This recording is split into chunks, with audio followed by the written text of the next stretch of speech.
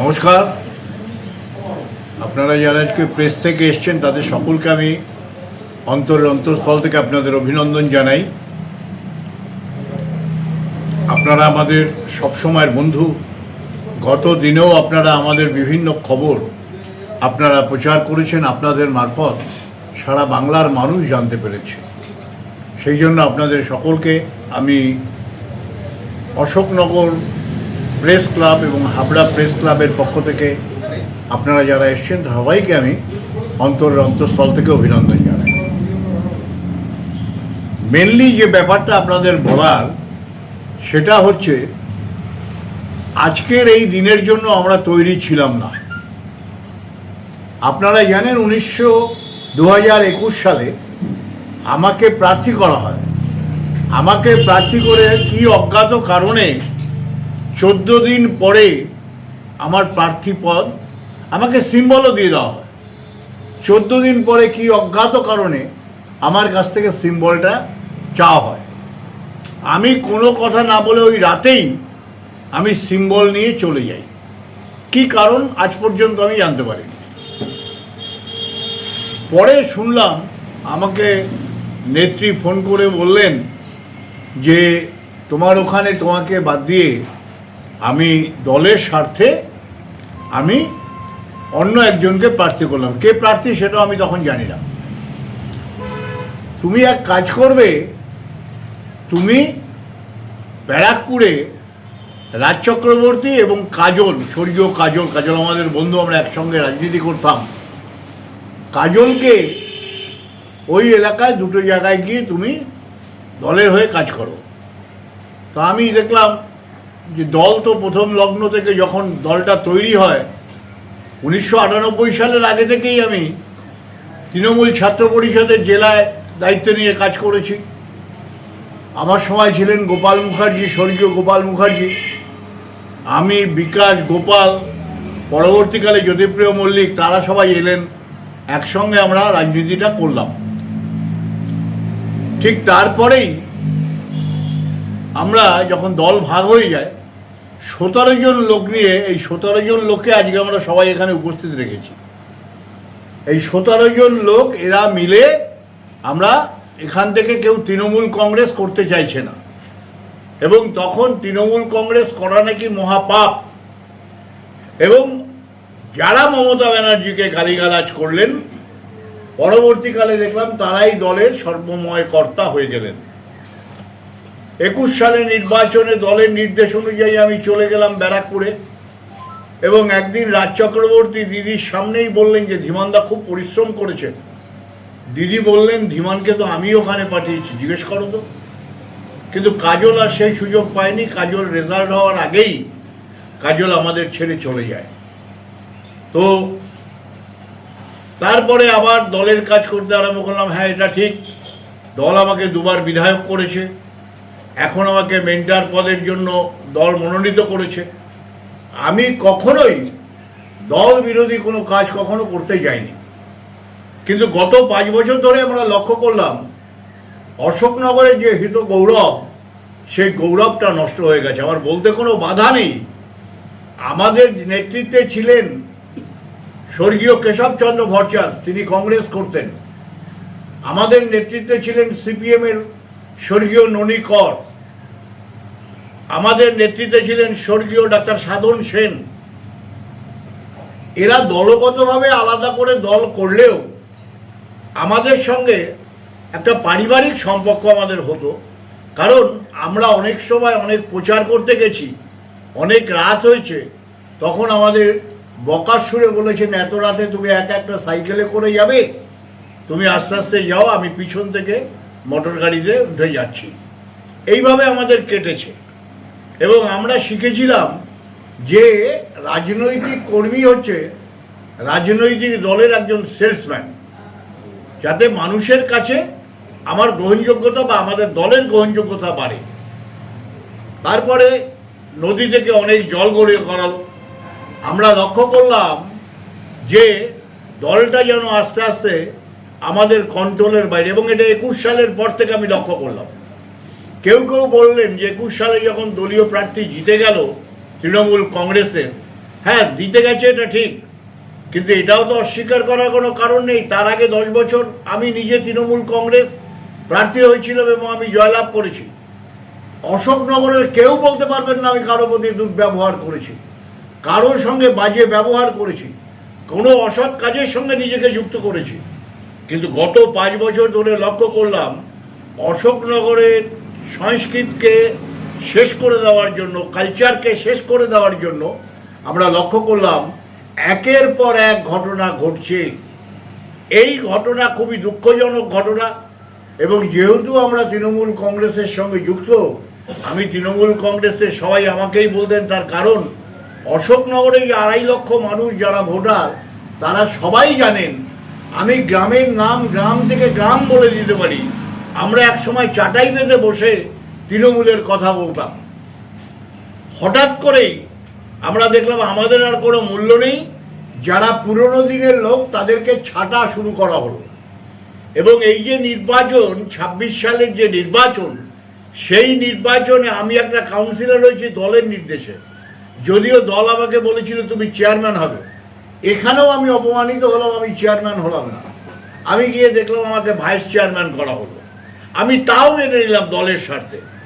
আমি আমার নেত্রীর কাছে গিয়ে বললাম যে আমাকে ভাইস চেয়ারম্যান করলো, চেয়ারম্যান তো করলো না। আমি জানি না কি কারণে আমাকে চেয়ারম্যান করা হলো না। অথচ মমতা ব্যানার্জি, প্রেস মিডিয়া আপনারা সবাই দেখিয়েছেন, মমতাদি বলে দিয়েছেন একদিন ক্যাবিনেট মিটিংয়ে যে ধীমানকে আমরা অশোকনগরের চেয়ারম্যান করব। আমি খুব দুঃখের সঙ্গে বললাম এবং ভাবছি যে সেই সময় আমাকে চেয়ারম্যানটা করা হয়নি। তাতে আমার কোনো দুঃখ নেই, তার কারণ দলের কর্মী, আমি দলের যে পদ দেবে না দিলেও আমাকে কাজ করতে হবে, আমি তাতে বিশ্বাস করি। এবং আমি মনে করি দলকে শক্তিশালী করাই হচ্ছে আমার একমাত্র কাজ, কারণ আমি দলের একজন সৈনিক। যা পেয়েছি তা তো দল থেকেই পেয়েছি, যা পাইনি সেটা আমার জন্য আমি পাইনি, আমি ধরে নিচ্ছি। কিন্তু এটা তো ঠিক যে আমি অন্তত অসৎ কাজ করে একটা যুক্তি তো থাকবে। আমি 21 সালে আমার নামটা দেয়ালে লেখা হলো, তারপরে আমি নিজে ব্যক্তিগতভাবে 1,48,000 টাকা বুথে বুথে খরচ করলাম। কিন্তু আমাকে দল বলতে পারবে না যে আমি দলকে 1 টাকা আমি দলের কাছে ডিমান্ড করেছি, আমি করিনি। কিন্তু তার কারণ ঠিক আছে, দল বলেছে। আমি 10 বছর এমএলএ ছিলাম, আমি নিশ্চয়ই কিছু পারিশ্রমিক পেয়েছি, দলের কাজ করে আমি কিছু না কিছু পেয়েছি, আমি উপকৃত হয়েছি। অনেক কর্মীরাই তার সুযোগ পায়নি, এই জন্য আমি কখনো কোনো সময় আমি কিন্তু তাদের কাছে এটা ডিমান্ড করিনি।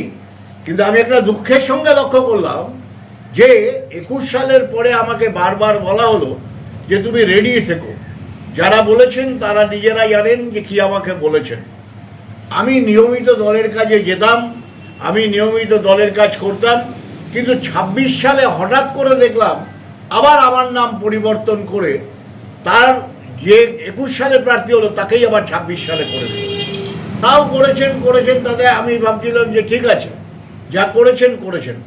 কিন্তু আমি লক্ষ্য করলাম আমি নিজে কাউন্সিলর হয়ে, আমি একটা ওয়ার্ডের কাউন্সিলর, আমি সেখানে আমার কর্মীদের বলেছি এবং তারা এখানে আছেনও, তারা বুথে বুথে বাড়িতে বাড়িতে গেছে। আজকে আমি নিজের ওয়ার্ডের লোকেদের নিয়ে এসেছি এই কারণে যে আমাকে 5 বছর যে দায়িত্ব দিয়েছিলেন সেই দায়িত্বটা আমি সম্পূর্ণ পালন করেছি কিনা।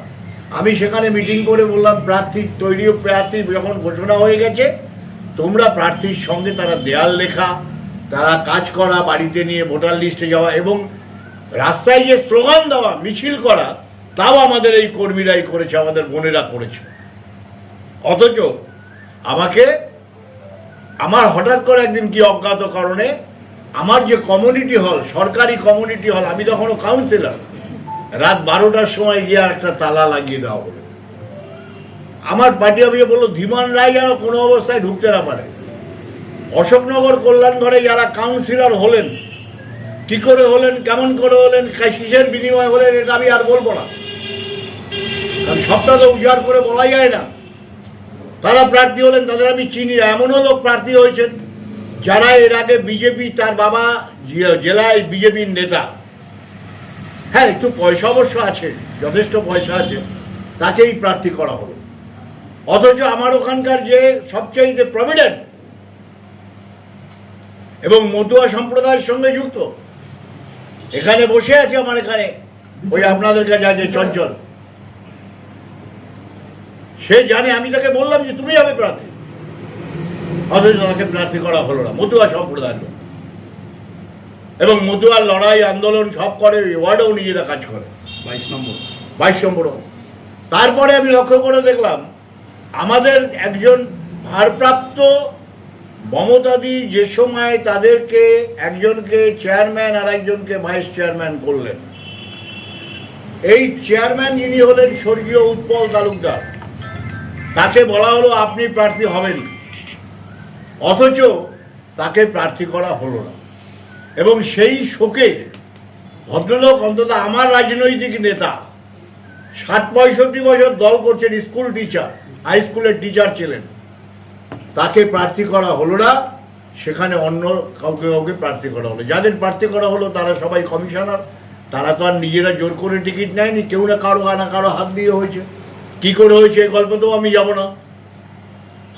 তারপরে আমরা লক্ষ্য করলাম এই কমিশনাররা তাদেরকে হুলিয়া জারি করা হলো যে কেউ ধীমান রায়ের সঙ্গে কথা বলতে পারবে না।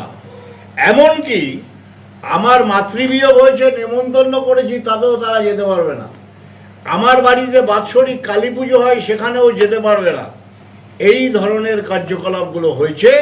এবং আপনারা শুনে নিন, অশোকনগরে যে জিনিস কোনোদিন হয়নি, আমাদের নেতৃত্বে যারা আগেও ছিলেন, যারা বামপন্থী লোক, যারা কংগ্রেসের এমএলএ ছিলেন, যারা অন্যান্য রাজনৈতিক দলের এমএলএ ছিলেন, এমনকি এই প্রজন্মে আমিও তৃণমূল কংগ্রেসের এমএলএ হলাম পরপর দুবার অশোকনগর মানুষের আশীর্বাদে।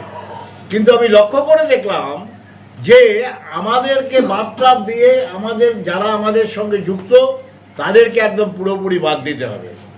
আমার গ্রামে কর্মাধ্যক্ষ আছে, আমার গ্রামে ব্লক সভাপতি আছে গ্রামীণ, যদিও গ্রামীণ এলাকাতে আমরা প্রায় 8,000 ভোটে 9,000 ভোটে আমরা লিড করেছি, কিন্তু টাউনে আমরা কোনো ওয়ার্ডে, এবং আপনারা লক্ষ্য করে দেখবেন গত 5 বছর যাবৎ গ্রামে শহরে কমতে এখন অবস্থা এসে এমন দাঁড়িয়েছে প্রায় 17,000 ভোটে আমরা হেরে গেলাম। এটার জন্য আমাদের অশোকনগরবাসী দায়ী না। আমাদের অশোকনগরে মানুষ অনেক রুচিশীল মানুষ। আমাদের এখানে একটা এএসি আছে, অশোকনগরে স্পোর্টস অ্যাসোসিয়েশন। আমি যখন বিধায়ক ছিলাম তখন বিধানচন্দ্র রায় আমাদের অশোকনগরে, আমরা তাকে বিধান রায়কে রূপকার বলি।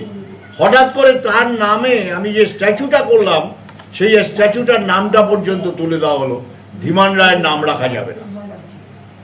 মানে বিধায়ক তহবিল থেকে টাকা খরচ করেছি, লেখা থাকে যে বিধায়ক তহবিল থেকে ধীমান রায় বিধায়ক, সে এই বিধান রায়ের মূর্তিটা করলেন। আমি স্টেডিয়ামের নাম দিলাম বিধান রায় স্টেডিয়াম, অথচ সেই এএসএটাকে একদিন রাতের অন্ধকারে এএসএটা দখল করে নেওয়া হলো। দখল করে নিয়ে ওখানে মেলার খেলা এই নিয়ে বেঁচে উঠল। অশোকনগরের মানুষ মানে প্লেয়ার সুলভ মানুষ। এখান থেকে আমাদের কলকাতার মাঠে খুব বড় বড় শঙ্কর সাধু থেকে শুরু করে কাজল ঢালি পর্যন্ত, অসীম বিশ্বাস থেকে শুরু করে আমাদের পিন্টুদা পর্যন্ত, সমরেশ চৌধুরী, এরা সবাই অশোকনগরের মাঠে খেলে বড় হয়েছেন। আমরা তাদের অগ্রজ বলি, কাউকে কাউকে ছোট ভাই বলি। আমাদের মধ্যে খেলার এই প্রচলনটা আজকে স্বাধীনতার পর থেকে আমাদের এই অশোকনগরে ছিল, অথচ সেই এএসএটাকে দখল করে নেওয়া হলো।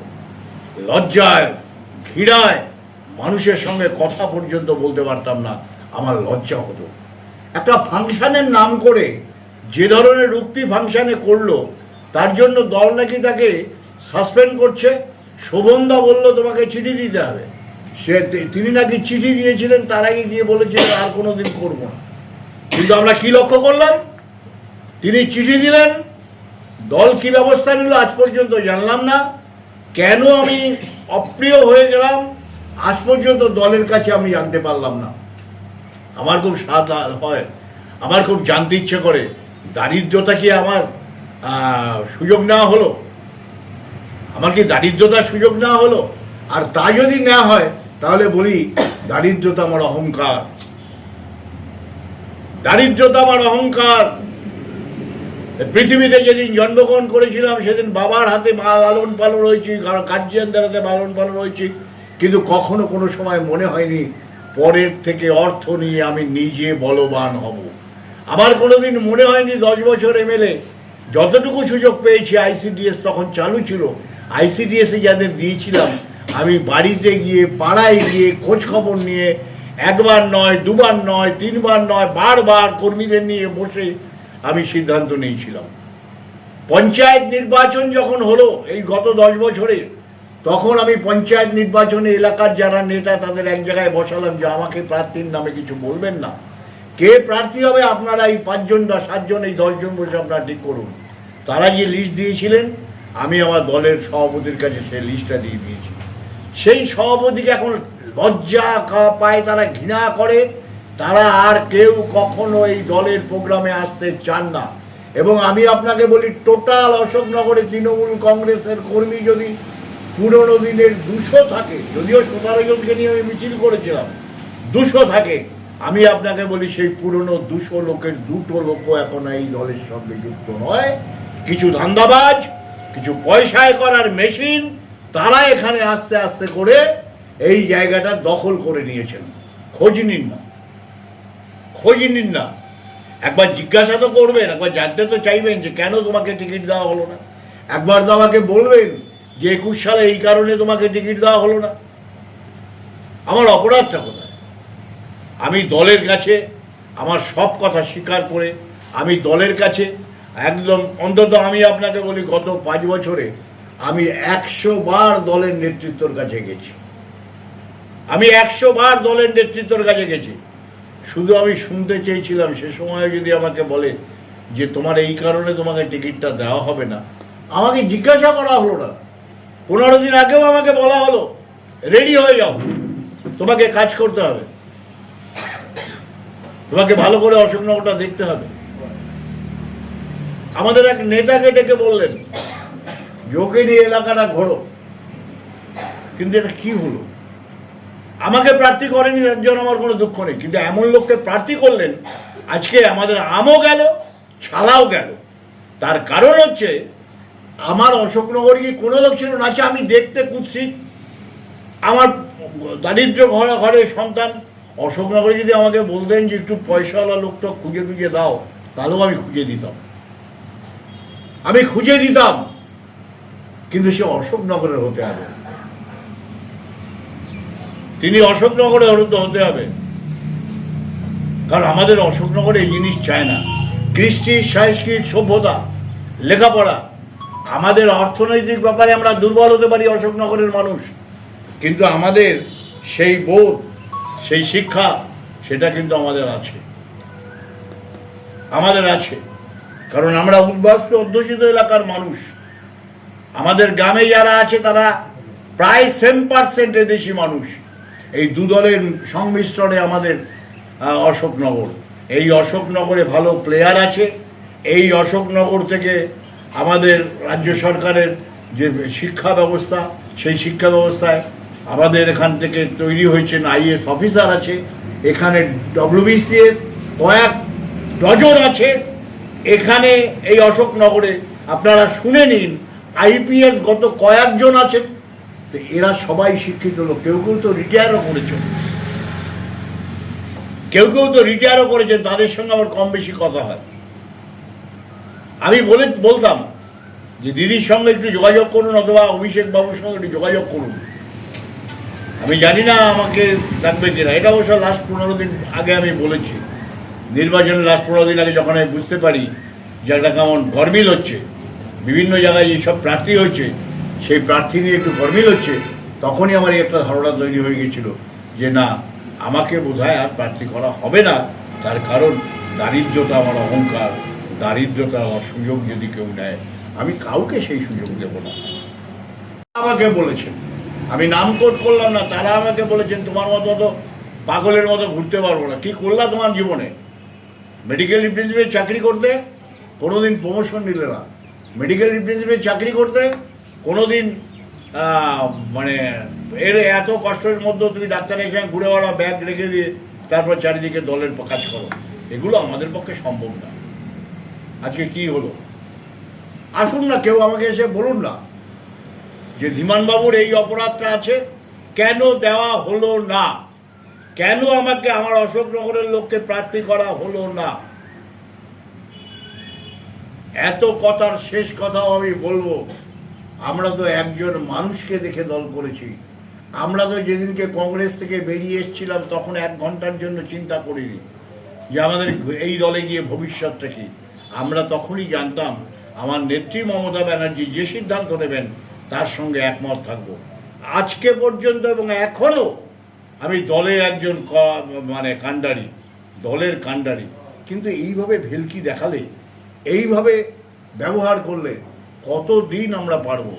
এখন যে অবস্থা এসে দাঁড়িয়েছে, অশোকনগরে যাকে আপনারা প্রার্থী করেছিলেন, এখন যে অবস্থা দাঁড়িয়েছে, আমি তৃণমূল কংগ্রেসের কথা বললে ওরা মিটকে মিচে হাসে, যারা শিক্ষিত লোক। আমি যেখানে একটু সন্ধ্যেবেলায় গল্প করতে যাই, তারাও আমাকে বলে যে কাকে তোমরা পড়লে, আজকে ধরে আমাদের এই বিধানসভাটা তুলে দিতে হলো। ভাবা যায় অশোকনগরের 23টা ওয়ার্ড, আমরা একটা ওয়ার্ডে জিতলাম না। আমি যে ওয়ার্ডের কাউন্সিলর, সেই ওয়ার্ডে আমাকে কাজ করতে দেওয়া তো হয়নি, বরং আমার কমিউনিটি হলে তালা দিয়ে দিয়েছে। গত 5 বছরে ভোটার লিস্ট দেখতে কেমন তাও জানি না। হ্যাঁ, মিথ্যা কথা বলবো না, ব্লক সভাপতি যিনি, তাকে আমি বলার পরে সে বলল, দাদা আপনাকে আমি জেরক্স কপি পাঠাচ্ছি। পৌরসভায় যখন মিটিং, সিআইসি মিটিং, যখন বোর্ডের মিটিং, হুলিয়া জারি করে দেওয়া হয়, আমার সঙ্গে কেউ কথা বলতে পারবে না, আমার বাড়ির অনুষ্ঠানে কেউ যেতে পারবে না। আমি জানি ঠিক এইরকম করে তিনি পুরনো যে জায়গায় বিধানসভায় ছিলেন সেখানেও আমি খবর টবর রাখি, সেখানেরও কিন্তু বিধায়ক এই অবস্থাতে গত 15 বছর ধরে আছেন। আমি আপনাদের বলি মমতা ব্যানার্জি আমার নেত্রী যখন এখানে এসে বললেন ধীমানকে নিয়েই তোমার কাজ করতে হবে, তারপরেও তিনি আমার সঙ্গে কোনো রকম যোগাযোগ করলেন না। 1 বৈশাখ 1:20 আমাকে উনি ফোন করেন, ফোন করে বলছেন, ধীমানদা কয়েকটা পথসভায় তো তোমায় কাজ করতে হবে, কয়েকটা পথসভায় তোমায় করতে হবে। তো আমি বললাম যে ঠিক আছে, নিশ্চয়ই করব, কেন করব না। তুমি একদিন আমার পার্টি অফিসে বসো, একমাত্র পার্টি অফিস যেখানে যেদিনকে দল ক্ষমতা আসেনি, যেদিনকে দল তৈরি হয়েছে সেদিন থেকে আমি এই পার্টি অফিসে বসে রোজ সন্ধ্যে 7টা থেকে 9টা, 9:30 পর্যন্ত। তুমি আমার পার্টি অফিসে আসো, যাদের সঙ্গে এখনও মনমরা হয়ে তারা বসে আছে, ও স্বীকারও করেছে আমার বাড়িতে গিয়ে, যারা মনমরা হয়ে বসে আছে তাদের নিয়ে আমি বসি, তুমি সেখানে থাকো, আমি নিশ্চয়ই কাজ করবো না কেন, দলের কাজ। আমি বললাম তুমি আমার কবে আসবে বলো, জানাবো, তোমাকে আমি জানিয়ে দেবো। ওই জানানোর পরে আর জানালেন না। তারপরে আমার মাতৃবিয়োগ হলো 17 তারিখে। 17 তারিখে মাতৃবিয়োগ হওয়ার পরে, তার আগে সবাই জানলেন, হাবড়ার যে প্রার্থী জ্যোতিপ্রিয় মল্লিক তিনি আমার বাড়িতে এলেন। আমার হাবড়ায় যারা পৌরসভার চেয়ারম্যান, প্রাক্তন চেয়ারম্যান সবাই এলেন দলমত নির্বিশেষে। এখানে যারা বামপন্থী লোক তারা খবর পেয়ে আমার বাড়িতে গিয়ে পৌঁছলেন। আরে কিছুই না, এক কাপ চা তো আমি খাওয়াতে পারতাম, মনের দুঃখ তো আমি সেটা বিনিময় করতে পারতাম। 3 দিন পরে আমাকে ওনার একজন অ্যাসিস্ট্যান্ট, তার নাম কি গোপা নাকি গোপা নাকি একটা গোপী, হ্যাঁ গোপী, সে আমাকে বলছে দাদা তোমার বাড়িতে যাচ্ছি। হ্যাঁ নিশ্চয়ই চলে যায়।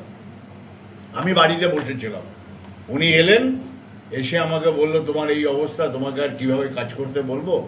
আমি বললো কেন, আমি তো যাকে বলার আমার ওয়ার্ডে তোমার সঙ্গে তো কাজ করছে, তোমার সঙ্গে তো মিছিল করছে, তোমার সঙ্গে তো মিটিং করছে, সবই করছে, আমি ধরার অবস্থাতেই আমি করবো। কিন্তু তোমরা তালা চাবিটা দিয়ে দিলে কেন রাত্রিবেলা, রাত 12টার সময় চুপি, তখন কোনো উত্তর দিচ্ছে না। আর ও মনে করলো মা যখন মারা গেছে তার আর নেমন্তন্ন করার দরকার নেই, আর মিছিলে কোনো পথসভাতে আর ডাকার দরকার নেই। আমিও সেটা বুঝতে আমার অসুবিধা হলো না। প্রায় 35 বছর রাজনীতি করা লোক তো, আমার বুঝতে অসুবিধা হয়নি। আমি বললাম ঠিক আছে। আর যখন আমাকে ডাকেনি, তারপরে তো ধরা নেওয়া অবস্থায়, হ্যাঁ, আমি যতটুকু যাকে পারি, যেখানে দেখেছি বা যে আমার বাড়িতে সমবেদনা জানাতে এসছে তাকে যতটুকু বলি, কারণ চোরের উপর রাগ করে তো মাটিতে ভাত খাওয়া যায় না। আমার প্রিয় সংগঠনকে তো আমি দুর্বল করতে পারি না, কিন্তু আমি জানি দলকে দুর্বল করার জন্য দলেই এক প্রকার লোক রয়ে গেছেন। তারা কে কখন কোথায় থাকবেন ভেলকি আপনারা এখনো বুঝতে পারলেন না, অথচ আমি দেখলাম এদেরকে নিয়েই আপনারা ঘর ভর্তি করলেন। কেন আজকে নয়, কেন আজকে তাদের আর কোনো খারাপ শব্দ পাচ্ছি না কেন? আমার এখানে তৃণমূলের পার্টি অফিসগুলো ভাঙচুর হচ্ছে, পাগলের মতো গত 3 দিন ধরে ঘুরে বেড়াচ্ছি। কাউন্সিলরদের বাড়ি ভাঙা হচ্ছে, পার্টি অফিসগুলো আগুন দিয়ে জ্বালিয়ে দিয়েছে। বিরা পোস্ট অফিসের কাছে একটা পার্টি অফিস, সেই পার্টি অফিসে রং টং করে আমাদের লোকেদের বের করে দিয়ে তালা দিয়ে দিয়েছে। আপনার বিল্ডিং মোড় আগে সিপিএম করতো, সে 5-6টা দোকান ভেঙে জুড়ে দিল। 1 নম্বর ওয়ার্ড গৌর বলে একজন, সামান্য তার সাইকেলের দোকান, আমাদের দলের সমর্থক, সেখানে তাকে দরজা বন্ধ করে দিল, বিজেপির পতাকা লাগিয়ে দিল। তারপরে আমাদের ওখানে স্ট্যাচু, স্বর্গীয় আমাদের কেয়ারটেকার ছিলেন, চেয়ারম্যান, দল করেছিল উৎপল তালুকদার, যে জীবনে কোনোদিন নির্বাচনে দাঁড়িয়ে হারেননি, সেই উৎপল তালুকদারের স্ট্যাচুতে অন্য দলের পতাকা লাগিয়ে দেওয়া হলো। আমি গিয়ে প্রতিবাদ করলাম, তারা বলল দাদা এটা আমাদের লোক না, আমরা যারা পুরনো বিজেপি করা লোক তাদের লোক না। আপনাদের মধ্যে গত 3 দিন আগে যারা তৃণমূল করেছে তারা রাতারাতি দায়িত্ব নিয়েছে টেবিল চেয়ার ভাঙার, এই স্ট্যাচুগুলো ভাঙার। কি হচ্ছে এটা? কি হচ্ছে? লজ্জা, ঘৃণা এটা। আমি আজকে প্রেস করতাম না, কিন্তু আমাকে তো বাঁচতে হবে। অশোকনগরের মানুষের কাছে যদি প্রেসের এই খবরটা আমি না পৌঁছতে পারি যে আমি হৃদয় থেকে কি চাই, আমি অন্তর থেকে কি চাই, অশোকনগরের বোন আমাদের বোন, আমি এখনো অশোকনগর নিয়ে গর্ব করি। কখনো আমি একসময়, আপনারা জানেন, নতুন করে বিধায়ক হয়েছে, আমি অভিনন্দন জানাই।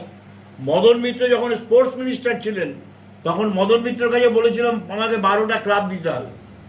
মদন দাদার উত্তরে বলেছিল তোমাকে 12টা ক্লাব দেবো কেন? হবে কেন তোকে 12টা ক্লাব দেবো? সবাইকে 10টা করে ক্লাব দিচ্ছি। আমি বললাম এই জন্য দেবেন, আমি এখানে কাজল ঢালিকে দিই, আমরা এই মাঠে সমরেশ চৌধুরী পিন্টুদাকে দিই, আমরা এই মাঠে আমরা অসীমকে দিই, আমরা এই মাঠে আমরা শঙ্কর সাধুকে দিই। কোথায়, কোন পশ্চিমবঙ্গে কোন ক্লাবে এতগুলো প্লেয়ার প্রতিবার পাঠায়?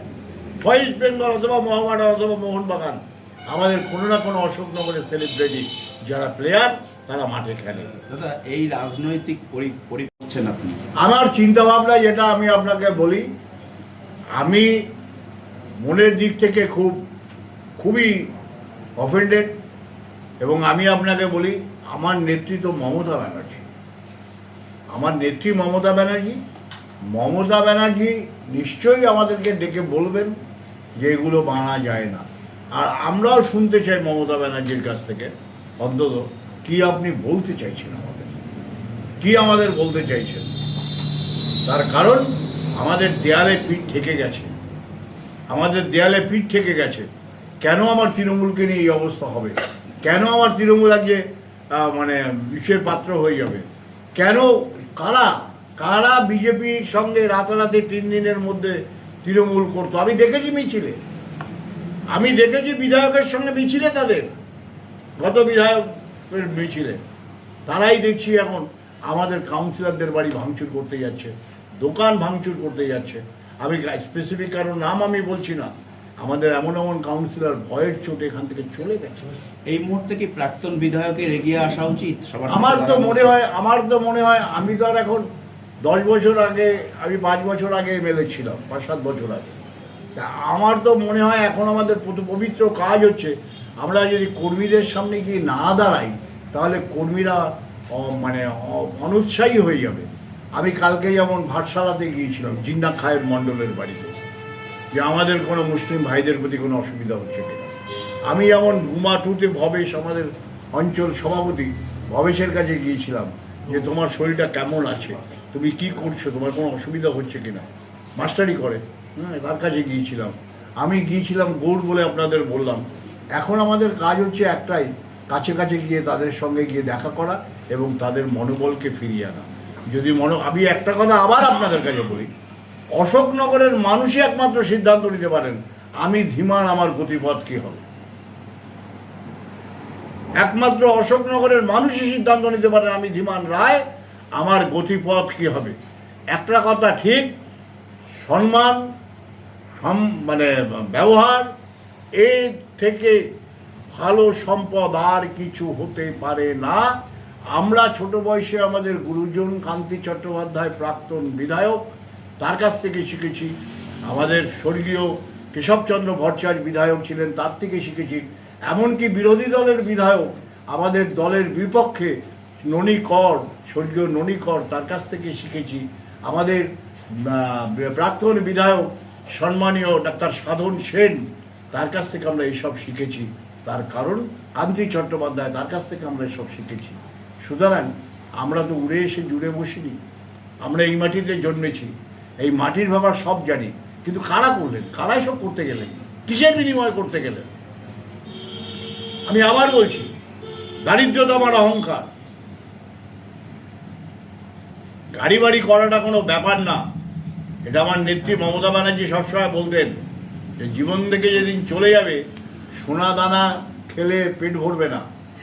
মানুষের সঙ্গে এটাকে আমি অন্তর থেকে বিশ্বাস করতাম, অন্তর থেকে বিশ্বাস করতাম, হৃদয় থেকে বিশ্বাস করতাম। কিন্তু এ কি দেখছি, বাঞ্ছারামের বাগান শুকিয়ে যাচ্ছে। কাদের জন্য এই বাঞ্ছারামের বাগানটা শুকিয়ে যাচ্ছে? আপনারা তো শেষ হচ্ছেনই, আমাদেরও কবর খুলে দিয়ে গেলেন। কারণ কিছু উচ্ছৃঙ্খল, কিছু উদ্ভট, কিছু স্বার্থপর, কিছু ধান্দাবাজ, যেন তেন প্রকারে বড়লোক হওয়ার ধান্দা, যে কোনো উপায়ে টাকা পয়সা আয় করার ধান্দা, তারাই জায়গাটা দখল করে বসছেন। আপনারা ভালো থাকুন, আপনারা সুন্দর থাকুন, আপনারা সুস্থ থাকুন, কিন্তু দয়া করে মানুষকে নিয়ে ছিনিমিনি খেলবেন না। দলকেই সিদ্ধান্ত নিতে হবে আমরা কিভাবে চলব, দলকেই বলতে হবে আগামী দিন কিভাবে চলবে। তা না হলে রইল ঝোলা, চললো পোলা। মান সম্মান ইজ্জত বিক্রি করে তো কিছু করতে পারবো না। আপনার কি কখনো মনে হয়েছে যে এই যে প্রার্থীর যে তালিকা তৈরি বা কিছু, সেক্ষেত্রে মমতা বন্দ্যোপাধ্যায় থেকে অভিষেক বন্দ্যোপাধ্যায় বেশি সক্রিয় ছিলেন? আমি আপনাকে একটা কথা বলি, আমাদের সামনে তো মমতাদি সময় বলতেন যে প্রার্থী লিস্টটা আমি তৈরি করব। দিদি বলেছেন যে 294টা কেন্দ্রে আমি প্রার্থী। আমি আপনাকে বলি, আমার ধরা নেওয়া অবস্থাও আমার বাড়িতে যারা এসছেন আমার সঙ্গে দেখা করতে, শোক বিনিময় করতে, আমাকে সমবেদনা জানাতে, তাদের কাছেও একটা কথা বলছি, ঠেকাটা তো আমি ওই এক জায়গাতে রে। আমার দাদা বলতে বাধা নেই কিছু, যে ঠেকাটা আমার এক জায়গাতে রে। এই ভদ্রমহিলাকে আমরা দেখেছি লড়াই। আমি দেখেছি যখন তৃণমূল কংগ্রেস জন্ম হয়, মমতাদির বইতে, আমার দুটো বইতে নামও আছে, যেই বই যেটা যখন হয় তখন আমার নামও মমতা ব্যানার্জি উল্লেখ করেছেন। আমি মমতা ব্যানার্জি তৃণমূল কংগ্রেস হওয়ার আগে থেকেই মমতা ব্যানার্জিকে চিনি। আজকে তো প্রায় মাথার চুলগুলো পেকে আসতো।